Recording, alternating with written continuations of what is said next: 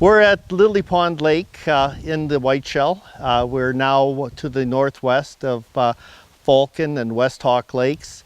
And Lily Pond Lake is named because there's a real great number of lilies here, and at some times of the year you can hear a tremendous number of frogs croaking away sitting on the lily pads. But from a geological point of view, we have a huge cliff face just to my right. And there's a interpretive sign at this particular locality where the Parks Branch has put up a description of the rock. And what they say here is towering mountains without any vegetation stood here 2.5 billion years ago. From beneath, powerful forces thrust molten rock upward into a maze of cracks and layers in these mountains. Such occurrences were commonplace in the Precambrian Shield. Records of these ancient events are apparent on the cliff's vertical face and are depicted in the illustration above.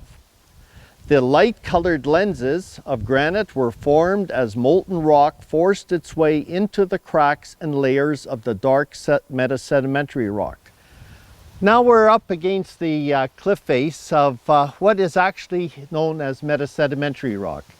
This is rock which is younger in age than the volcanic rock which is found to the south, closer to West Hawk and Falcon.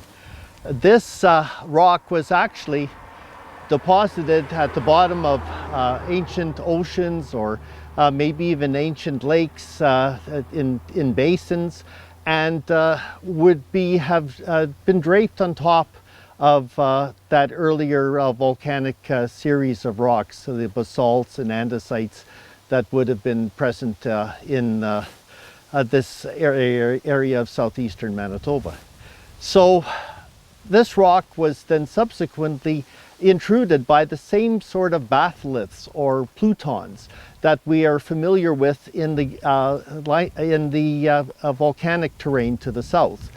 The same plutons would have injected that granitic material, mainly feldspar and quartz, into what would be called the country rock. So if we're looking at this sort of sequence in here, the darker bands within the section are the country rock. That would have been the metasediment. So what we might have had is some clay rich layers, we might have had some sand rich layers, may have even had some larger conglomerate, in some cases larger pieces of rock that were included. And then everything was stretched and distorted in some way, but it was done more or less with actions that were perpendicular to the bedding planes. And so it was more involving a compression and squeezing of these beds and maybe some linear movement. But you don't find any sort of folding like you might in certain kinds of rocks that have been metamorphosed and disturbed. So there's a unit in here which is fairly light colored, and it's repeated. There's another one in through here. There's another one in there. Now, what those might have been, it's very difficult to tell. They possibly could have been large conglomerate type boulders in the sedimentary rock, and then they've been squeezed out almost like toothpaste. They've been compressed under heat and pressure. And if we look across to the far right, there is a band that is fairly continuous and then seems to be broken up into these three segments. So whether that is part of the shearing or whether that represents the original lithology, we can't really be sure at this point. Now, there are some beds that seem to get larger, even though the adjacent beds are fairly, the same bed to the adjacent sides are fairly thin. We refer to something like that as a boudin.